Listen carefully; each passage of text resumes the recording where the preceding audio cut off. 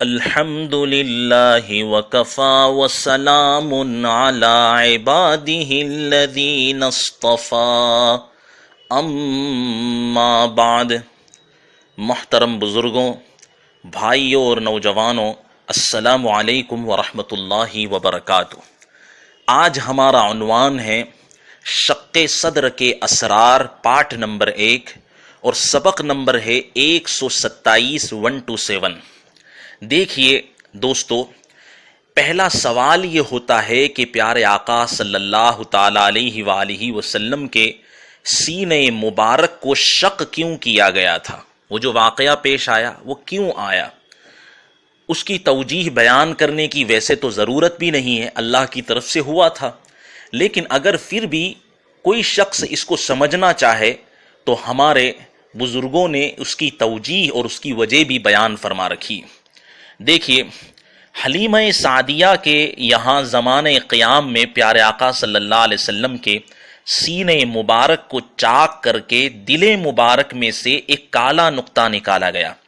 حقیقت میں وہ کالا نقطہ ایک گناہ تھا اور ایک معصیت کا عنصر تھا، ایک گناہ کا جز تھا جو آپ صلی اللہ علیہ وسلم کے جس سے آپ صلی اللہ علیہ وسلم کے دل مبارک کو پاک کر دیا گیا تھا۔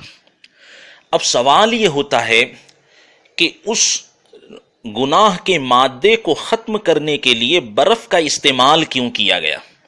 دیکھیے، گناہ میں اللہ کی طرف سے 2 تاثیریں ہیں، نمبر 1 نجاست کی، نمبر 2 گرمی کی، اور برف کے اندر بھی من جانب اللہ 2 خاصیتیں رکھی گئی ہے، ایک تو پانی کی، نمبر 2 دوسری ہے ٹھنڈک کی۔ تو گناہ کی گرمی کو ٹھنڈک سے ختم کیا گیا اور گناہ کی ناپاکی کو پانی سے دور کر دیا گیا۔ چنانچہ شیخ اکبر نے بھی اپنی فتوحات میں اسی طریقے سے لکھا ہوا ہے، اور اس کی تائید قرآن کریم سے بھی ہوتی ہے۔ اللہ تبارک و تعالیٰ فرماتے ہیں، ان الذین یأکلون اموال الیتامی ظلما انما یأکلون فی بطونہم نارا۔ یقیناً جو لوگ یتیموں کا ناحق مال ہڑپ کر لیتے ہیں، صحیح بات تو یہ ہے کہ وہ اپنے پیٹوں میں، اپنے پیٹ کے اندر آگ بھر رہے ہوتے ہیں۔ تو اپنے پیٹ میں وہ آگ بھرتے ہیں، اس کا مطلب یہ ہے کہ وہ اپنے رجسٹر میں گناہ کو لکھوا رہے ہوتے ہیں۔ تو آپ نے دیکھا کہ گناہ کی تاثیر گرم ہوتی ہے، اسی لیے گناہ کو تعبیر کیا گیا آگ سے۔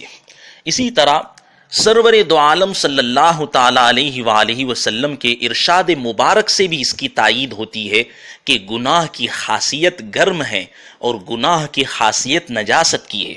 پیارے آقا صلی اللہ علیہ وسلم نے فرمایا، اس حدیث کو مسند احمد اور ترمذی میں بھی بیان کیا گیا، الصدقۃ تطفئ الخطیئۃ کما یطفئ الماء النار، کہ صدقہ گناہوں کو اسی طریقے سے بجھا دیتا ہے جیسے کہ پانی آگ کو بجھا دیتا ہے۔ تو دوستو، آپ نے دیکھا کہ گناہ کی تشبیہ کس سے دی گئی ہے؟ آگ سے دی گئی ہے۔ تو اس سے پتا چلا کہ گناہ کی جو خاصیت ہے وہ گرم ہوتی ہے۔ ایک دوسری حدیث شریف میں جس میں نبی کریم صلی اللہ علیہ وسلم نے فرمایا، اللہ کے نبی صلی اللہ علیہ وسلم دعا فرمایا کرتے تھے نمازوں کے بعد، اللہم اغسل خطایای بماء الثلج والبرد، اے اللہ میری خطاؤں کو اور میرے گناہوں کو برف اور اولے کے پانی سے دھو دے۔ تو دیکھیے، برف کے اندر ٹھنڈک ہوتی ہے، تو ٹھنڈک کے ذریعے سے گناہ کی گرمی کو مٹانے کی دعا ہے، اور برف کے اندر اور اولے کے اندر پانی بھی ہوتا ہے، تو پانی سے گناہوں کی نجاست کو دور کرنے کی پیارے آقا صلی اللہ علیہ وسلم دعا فرما رہے ہیں۔ اسی طریقے سے احادیث شریفہ میں بے شمار مثالیں آتی ہے، انشاءاللہ تعالی اس کا ذکر بعد میں کروں گا۔ اللہ سے دعا کریں اللہ رب العزت پوری امت کے ساتھ خیر و برکت اور رحمت کا معاملہ فرمائیں۔ مدارس، مکاتب اور جتنی بھی دینی ادارے ہیں، پیارے آقا صلی اللہ علیہ وسلم کے وہ مرکز ہیں، اور وہ پیارے آقا صلی اللہ علیہ وسلم کے گھر ہے، خانہ خدا ہے۔ اللہ تبارک و تعالی خانہ خدا کی بھی حفاظت فرمائیں، مدارس کے جو نظام ہیں اور مدارس کے جو انتظامات ہیں اللہ تبارک و تعالیٰ اس کو عدل و انصاف کے ساتھ مبنی فرمائیں اور عدل و انصاف کے ساتھ اس کو قائم فرمائیں.